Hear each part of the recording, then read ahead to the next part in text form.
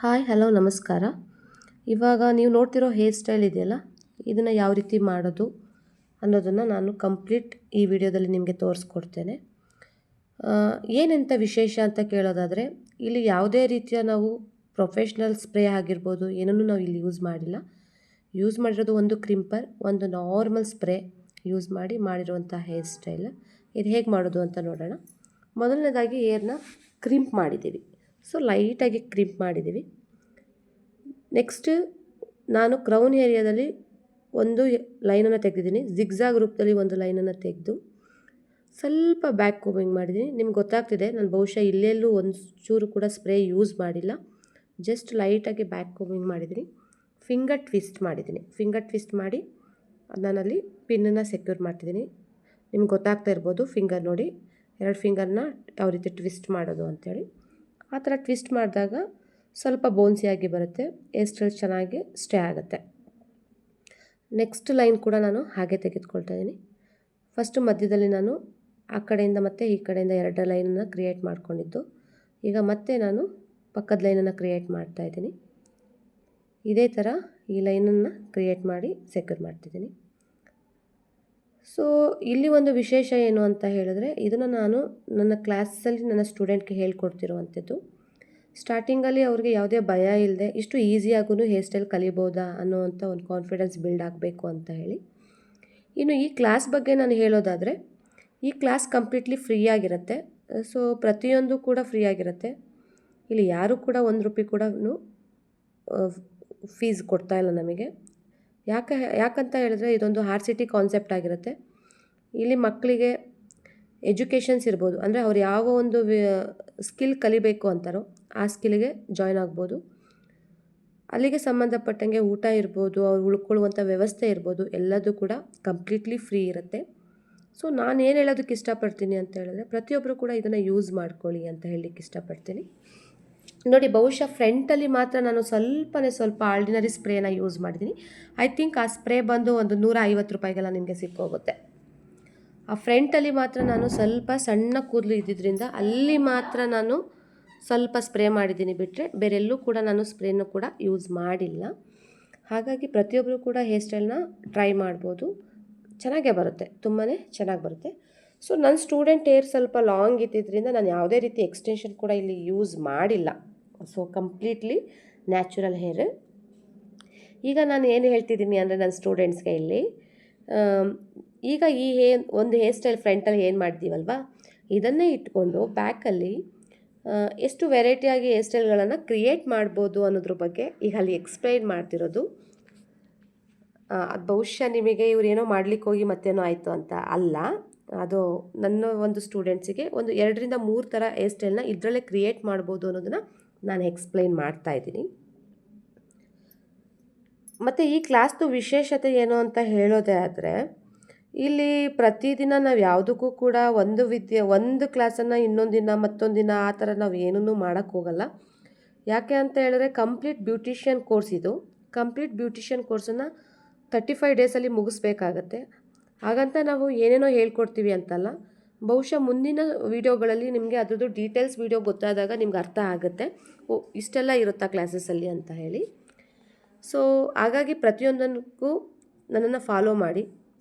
ಇನ್ನೂ ಯಾರೆಲ್ಲ ಸಬ್ಸ್ಕ್ರೈಬ್ ಆಗಿಲ್ಲ, ದಯವಿಟ್ಟು ಸಬ್ಸ್ಕ್ರೈಬ್ ಆಗಿ. ಯಾಕಂದರೆ ಮುಂದಿನ ವೀಡಿಯೋಗಳು ನಿಮಗೆಲ್ರಿಗೂ ತುಂಬಾ ಯೂಸ್ ಆಗುತ್ತೆ ಅಂತ ಅಂದ್ಕೊಳ್ತೀನಿ. ನೋಡಿ, ಬಹುಶಃ ನನ್ನ ಒಂದು ಸ್ಟೂಡೆಂಟ್ಸಿಗೆ ನಾನು ಎಷ್ಟು ಅಲ್ಲಿ ನಾಲೆಡ್ಜ್ ಕೊಡ್ತಿದ್ದೀನಿ ಅಂದರೆ, ಸೊ ನೆಕ್ಸ್ಟ್ ಡೇಯಲ್ಲಿ ಅವರು ಮಾಡ್ಕೊಳ್ಳುವಂತಹ ಒಂದು ಮೇಕಪ್ ಕ್ಲಾಸಸ್ಸಲ್ಲಿ ನಿಮಗೆ ಬಹುಶಃ ಅದ್ರ ಬಗ್ಗೆ ಕಂಪ್ಲೀಟ್ ಕ್ಲಾರಿಟಿ ಸಿಗುತ್ತೆ. ಈಗ ನಾನು ಮತ್ತೆ ಈ ಹೇರ್ ಸ್ಟೈಲ್ನ ಕಂಟಿನ್ಯೂ ಮಾಡ್ತಾಯಿದ್ದೀನಿ ನೋಡಿ. ಸೊ ಫಸ್ಟಿಗೆ ನಾನೇನು ಮಾಡಿದ್ದೀನಿ ಅಂದರೆ, ಲೈಟಾಗಿ ಆ ಕಡೆಯಿಂದ ಸ್ವಲ್ಪ ಈ ಕಡೆಯಿಂದ ಏರ್ನ ತೆಗೆದುಕೊಂಡು ಒಂದು ರಬ್ಬರ್ ಬ್ಯಾಂಡ್ನ ಸೆಕ್ಯೂರ್ ಮಾಡಿದೆ. ಸೊ ನಾರ್ಮಲಾಗಿ ಮೆಸ್ಸಿ ಬ್ರೈಡ್ ಹಾಕುವಾಗ ಏನು ಮಾಡ್ತೀವಿ ನಾವು, ಸೊ ಸ್ವಲ್ಪ ಹೇರನ್ನು ತೆಗೆದುಕೊಂಡು ಸೆಂಟ್ರಲ್ಲಿ ರಬ್ಬರ್ ಹಾಕಿ ಸೆಕ್ಯೂರ್ ಮಾಡ್ತೀವಿ. ಸೊ ಅದರಲ್ಲಿ ನಿಮಗೆ ತುಂಬ ಬೌನ್ಸಿ ಆಗಲಿ ಅಥವಾ ಸ್ವಲ್ಪ ನನಗೆ ಮೆಸ್ಸಿ ಬೇಕು ಇನ್ನೊಂಚೂರು ಅಂದರೆ ನಿಮಗೆ ಬಹುಶಃ ಅದು ಸಿಗದೇ ಇರ್ಬೋದು. ಯಾಕೆ ಅಂತ ಹೇಳಿದ್ರೆ, ನಾನೇನು ಮಾಡ್ತಿದ್ದೀನಿ ಇವಾಗಿಲ್ಲಿ, ಆ ಕಡೆಯಿಂದ ಸ್ವಲ್ಪ ಹೇರ್ನ ತೊಗೊಂಡು ಟ್ವಿಸ್ಟ್ ಮಾಡಿ ಕಾರ್ನರಲ್ಲಿ ಹೇರ್ನ ತೆಗೆದುಕೊಂಡು ಒಂದು ರಬ್ಬರ್ ಬ್ಯಾಂಡ್ನ ಸೆಕ್ಯೂರ್ ಮಾಡಿ, ಅದೇ ಕಾರ್ನರಲ್ಲಿ ನಾನು ಒಂದು ಸಲ ಒಳಗಡೆಯಿಂದ ಹೇರ್ನ ಎಳ್ಕೊಂಡು ಸೆಕ್ಯೂರ್ ಮಾಡ್ತಿದ್ದೀನಿ. ಇದಿಷ್ಟು ಮಾಡಿದ ಮೇಲೆ ನಾನು ಮೇಲ್ಗಡೆ ಹೂವಿನ ಹೇಗೆ ಇಡೋದು ಅನ್ನೋದನ್ನು ನಾನು ನಮ್ಮ ಸ್ಟೂಡೆಂಟ್ಸ್ಗೆ ಎಕ್ಸ್ಪ್ಲೈನ್ ಮಾಡ್ತಾಯಿದ್ದೀನಿ. ಆ ಒಂದು ನೆಟ್ಟನ್ನು ಇಟ್ಕೊಳ್ತಾ, ಸೊ ಬಹುಶಃ ಇವಾಗೆಲ್ಲ ನೀವು ನೋಡಿದ್ದೀರಾ ಮಲ್ಲಿಗೆ ಹೂನ ಯಾವ ರೀತಿ ಸೆಕ್ಯೂರ್ ಮಾಡೋದು ಅಂತ ಹೇಳಿ. ಸದ್ಯಕ್ಕೆ ಆ ಕ್ಲಾಸಲ್ಲಿ ನಮ್ಮ ಹತ್ರ ಮಲ್ಲಿಗೆ ಹೂ ಇಲ್ಲದೇ ಇರೋದ್ರಿಂದ ಒಂದು ಫ್ಲವರನ್ನು ಯಾವ ಥರ ಇಡೋದು ಅನ್ನೋದನ್ನು ನಾನು ಎಕ್ಸ್ಪ್ಲೈನ್ ಮಾಡ್ತಾಯಿದ್ದೀನಿ ನನ್ನ ಟ್ರೈನಿಸ್ಗೆ. ಸೊ ಮೇಲೆ ಏನು 2-3 ಥರ ನಾನು ಹಾಕಿದೆ ರಬ್ಬರ್ ಸೆಕ್ಯೂರ್ ಮಾಡಿದೆ, ಅದೇ ಥರ ನಾನು ಕೆಳಭಾಗದವರೆಗೂ ರಬ್ಬರ್ನ ಸೆಕ್ಯೂರ್ ಮಾಡಿಕೊಂಡು, ನಾನು ಎಲ್ಲೂ ಕೂಡ ಸೆಂಟ್ರಲ್ಲಿ ಬಂದು ರಬ್ಬರ್ನ ಸೆಕ್ಯೂರ್ ಮಾಡೋದಾಗಲಿ ಮಾಡಿಲ್ಲ. ಈ ಕಡೆಯಿಂದ ಹೇರ್ನ ತೆಗೆದುಕೊಂಡಿರ್ತೀನಿ, ಟ್ವಿಸ್ಟ್ ಮಾಡ್ತೀನಿ, ಕಾರ್ನರಿಂದ ಹೇರ್ ತೊಗೊಂಡು ಲಾಕ್ ಮಾಡ್ತೀನಿ, ಒಂದು ಸಲ ಹೇರ್ನ ಒಳಗಡೆಯಿಂದ ಹಾಕಿ ತೆಗೆದಿರ್ತೀನಿ. ಪ್ರತಿ ಕಡೆನೂ ಹೀಗೆ ಮಾಡಿರ್ತೀನಿ. ಸೊ ನೆಕ್ಸ್ಟ್ ಪ್ರತಿಯೊಂದನ್ನು ಕೂಡ ಸ್ವಲ್ಪ ಎಳೆದಿರ್ತೀನಿ ಹೇರ್. ಇದಾದಮೇಲೆ ನನಗೆ ಅನ್ನಿಸ್ತು ಇದಕ್ಕೊಂದು ಕುಚ್ಚು ಹಾಕಿದ್ರೆ ಚೆನ್ನಾಗಿರುತ್ತೆ ಅಂತೇಳಿ. ಸೊ ಈಗ ನೆಕ್ಸ್ಟು ನಾವು ಹೋಗೋಣ ಒಂದು ಕುಚ್ಚನ್ನ ಹೇಗೆ ಫಿಕ್ಸ್ ಮಾಡೋದು ಅಂತ ಹೇಳಿ.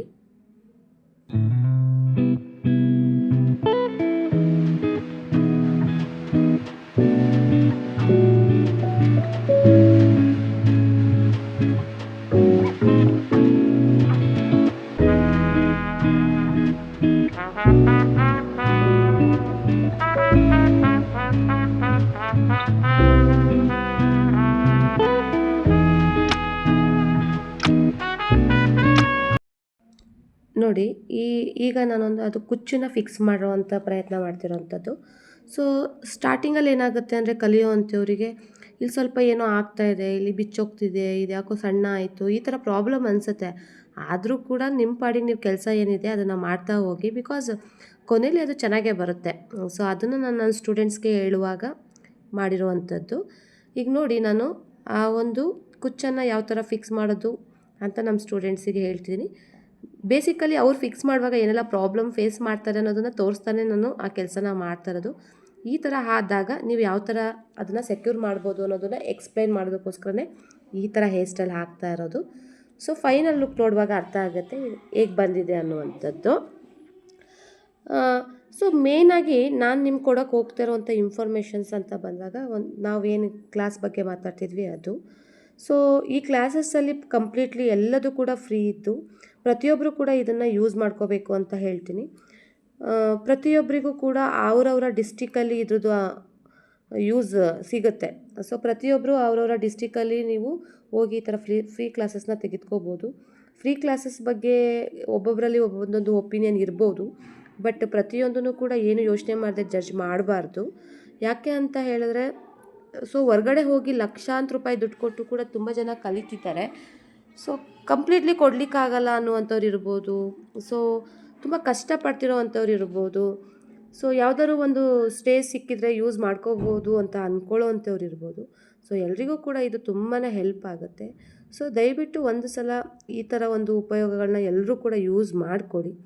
ಸೊ ಒಮ್ಮೆನೇ ಎಲ್ಲರೂ ಕೂಡ ಈ ಒಂದು ಸಂಸ್ಥೆಗಳಿಗೆ ಭೇಟಿ ಕೊಡಬೇಕು ಅಂತ ಹೇಳ್ತೀನಿ. ಇದ್ರದ್ದು ಏನಾದರೂ ಡೀಟೇಲ್ಸ್ ಬೇಕು ನಿಮಗೆ, ಈ ವಿಷಯವಾಗಿ ನೀವು ನನ್ನೊಟ್ಟಿಗೆ ಏನಾದರೂ ಮಾತಾಡಬೇಕು ಅಂದರೆ ದಯವಿಟ್ಟು ಕಮೆಂಟ್ಸ್ ಮಾಡಿ. ಸೊ ಖಂಡಿತವಾಗ್ಲೂ ಪ್ರತಿಯೊಬ್ಬರು ಪ್ರಶ್ನೆಗೂ ನಾನು ಉತ್ತರವನ್ನು ಕೊಡ್ತೇನೆ. ನೋಡಿ, ಈ ಚೌಲಿನ ನಾನು ಫಿಕ್ಸ್ ಮಾಡಿದ ಮೇಲೆ ನಿಮಗೇನು ಅನ್ನಿಸ್ತಿತ್ತು ಅಂದರೆ ಇದೇನೋ ಈಗ ಬಂದುಬಿಡ್ತಲ್ಲ, ಚೆನ್ನಾಗಿ ಕಾಣ್ತಾ ಇಲ್ಲ, ಆ ಥರ ಎಲ್ಲ ಅನ್ನಿಸ್ತಾ ಇರುತ್ತೆ. ಬಿಗಿನರ್ಸಲ್ಲಿ ಸ್ಟಾರ್ಟಿಂಗ್ ಈ ಥರ ಅನಿಸುತ್ತೆ. ಸೊ ಹಾಗಾಗಿ ಅದಕ್ಕೊಂದು ಟೆಕ್ನಿಕ್ ಏನು ತೊಗೋಬೋದು. ಸೊ ಒಂದು ಲೇಸನ್ನು ನಾವು ಅಲ್ಲಿ ಫಿಕ್ಸ್ ಮಾಡ್ತೀವಿ. ನಮ್ಮ ಹತ್ರ ಸ್ವಲ್ಪ ದೊಡ್ಡ ಲೇಸ್ ಇರಲಿಲ್ಲ, ಇದ್ದಿದ್ದು ಸಣ್ಣ ಲೇಸ್. ಆ ಸಣ್ಣ ಲೇಸನ್ನೇ ಹೆಂಗೆ ಸೆಕ್ಯೂರ್ ಮಾಡೋದು ಅಂತ ಹೇಳಿಬಿಟ್ಟು ನಾನು ನಮ್ಮ ಸ್ಟೂಡೆಂಟ್ಗೆ ಹೇಳ್ಕೊಡ್ತಿರೋವಂಥದ್ದು. ನೋಡೋಣ ಇದ್ರ ಫೈನಲ್ ಪಿಕ್ಚರ್ ಹೇಗಿರುತ್ತೆ ಅನ್ನೋದ್ರ ಬಗ್ಗೆ ಮಾತಾಡೋಣಂತೆ.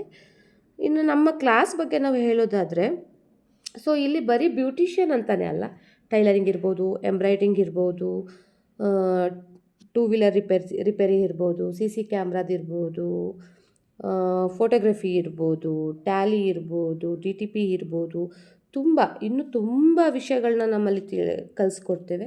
ಪ್ರತಿಯೊಂದು ಕೂಡ ತುಂಬಾ ಸಿಸ್ಟಮಿಕ್ಟಾಗಿ ಆಗ್ತದೆ. ಸೊ ಹಾಗಾಗಿ ಪ್ರತಿಯೊಬ್ಬರು ಕೂಡ ಇದನ್ನು ಚೆನ್ನಾಗಿ ಯೂಸ್ ಮಾಡ್ಕೊಳ್ಳಿ ಅಂತ ಹೇಳೋದಕ್ಕೆ ನಾನು ಇವತ್ತು ಈ ವಿಡಿಯೋನ ನಿಮಗೆ ಮಾಡ್ತಾ ಇರೋವಂಥದ್ದು. ಸೊ ನಿಮ್ಮಲ್ಲಿ ಈ ಒಂದು ವಿಷಯದ ಬಗ್ಗೆ ಏನಾದರೂ ಪ್ರಶ್ನೆಗಳಿತ್ತು, ಏನಾದರೂ ನನಗೆ ಕೇಳಬೇಕು ಅಂತ ಅನಿಸಿದರೆ DM ಮಾಡಿ. ಖಂಡಿತವಾಗ್ಲೂ ನಿಮ್ಮ ಪ್ರತಿಯೊಬ್ಬರಿಗೂ ನಾನು ಇನ್ಫಾರ್ಮೇಷನ್ಸ್ ಕೊಡ್ತೇನೆ. ನಾವು ತುಂಬ ದೂರದಿಂದ ಬಂದು ಅಲ್ಲಿ ಎಲ್ಲಿ ಕಲಿಯೋಕ್ಕಾಗತ್ತೆ. ಸೊ ನಿಮ್ಮ ಡಿಸ್ಟಿಕಲ್ಲೂ ಕೂಡ ಇದ್ರದ್ದು ಉಪಯೋಗಗಳನ್ನ ನೀವು ಪಡ್ಕೋಬೋದಾಗುತ್ತೆ. ಸೊ ಫೈನಲಿ ನೋಡಿ, ಇಲ್ಲಿ ಲೇಸನ್ನು ನಾನು ಕಟ್ಟಾಗಿದೆ. ಸೊ ಲೇಸನ್ನು ಕಟ್ಟಿದ ಮೇಲೆ ಅದನ್ನು ಒಂದು ಪಿನ್ನನ್ನು ತೆಗೆದುಕೊಂಡು ಸೆಕ್ಯೂರ್ ಮಾಡ್ತೇನೆ. ಸೊ ನೋಡ್ತಾ ಇರ್ಬೋದು, ಇಲ್ಲಿ ನಾನು ಯಾವುದೇ ಪ್ರೊಫೆಷ್ನಲ್ ಪ್ರಾಡಕ್ಟ್ಸ್ಗಳನ್ನು ಯಾವುದೂ ಬಳಸಲಿಲ್ಲ. ಸೊ ಓವರಾಲಾಗಿ ಒಬ್ಬರು ಬಿಗಿನರ್ಸ್ ಹೇಗೆ ಕಲೀಲಿಕ್ಕೆ ಸುಲಭ ಆಗಬೇಕು ಆ ಥರ ನಾನು ಇದನ್ನು ಹೇಳ್ಕೊಟ್ಟಿರೋವಂಥದ್ದು. ಸೊ ಫೈನಲ್ ಚೆನ್ನಾಗೇ ಬಂತು. ಸೊ ಕೊನೆಯದಾಗಿ ನಾವು ಅದ್ರ ಲುಕ್ ನೋಡೋದಾದ್ರೆ ಸಖತ್ತಾಗೆ ಕಾಣಿಸ್ತಾ ಇದೆ ನೋಡಿ. ಒಂದೇ ಒಂದು ಯು ಪಿನನ್ನು ನಾನು ಅದರಲ್ಲಿ ಲಾಕ್ ಮಾಡ್ತಾ ಇದ್ದೇನೆ. ಏನು ಆ ಲೇಸ್ ಬಿಚ್ಚೋಗಬಾರ್ದು ಅನ್ನೋ ಕಾರಣಕ್ಕೆ ಅದನ್ನು ಲಾಕ್ ಮಾಡ್ತಿದ್ದೀನಿ. ಸೊ ಈಗೆಲ್ಲ ಹೆಣ್ಮಕ್ಳು ಸ್ವಲ್ಪ ಟ್ರೆಡಿಷ್ನಲ್ ಲುಕ್ ಅಂತ ಕೇಳ್ತಾರೆ. ಗೃಹ ಪ್ರವೇಶ ಇರ್ಬೋದು, ಅಥವಾ ಸಮ್ಟೈಮ್ ಈಗ ಮದುವೆಗಳಲ್ಲಿ ಮದುವೆ ಹೆಣ್ಣಿಗೆ ಅಕ್ಕ ತಂಗಿ ಇವ್ರುಗಳು ಕೂಡ ಇವಾಗ ಈ ಥರ ಹೇರ್ ಸ್ಟೈಲ್ಸ್ಗಳನ್ನ ಸ್ವಲ್ಪ ತುಂಬಾ ಕೇಳ್ತಾರೆ. ಸೊ ಹಾಗಾಗಿ ಈ ಥರ ಹೇರ್ ಸ್ಟೈಲ್ಸ್ಗಳು ತುಂಬಾ ಯೂಸ್ ಆಗುತ್ತೆ. ಇದು ನೋಡಿ ನಮ್ಮದು ಫೈನಲ್ ಲುಕ್ ಹೇಗೆ ಬಂದಿದೆ ಅಂತ ಹೇಳಿ ಕಮೆಂಟ್ಸ್ ಮಾಡಿ. ಇನ್ನೂ ಯಾರೆಲ್ಲ ನನ್ನ ಚಾನಲ್ ಸಬ್ಸ್ಕ್ರೈಬ್ ಆಗಿಲ್ಲ ದಯವಿಟ್ಟು ಸಬ್ಸ್ಕ್ರೈಬ್ ಆಗಿ, ತುಂಬ ಜನಕ್ಕೆ ಈ ವಿಡಿಯೋನ ಶೇರ್ ಮಾಡಿ. ಇನ್ನು ಈ ಥರ ಇನ್ಸ್ಟಿಟ್ಯೂಟ್ ಬಗ್ಗೆ ಯಾವುದಾದ್ರೂ ವಿಷಯದ ಬಗ್ಗೆ ತಿಳ್ಕೋಬೇಕು ಅಂತ ಹೇಳಿದ್ರೆ ನನಗೆ DM ಮಾಡಿ, ಖಂಡಿತವಾಗ್ಲೂ ತಿಳಿಸ್ಕೊಡ್ತೀನಿ. Thank you so much.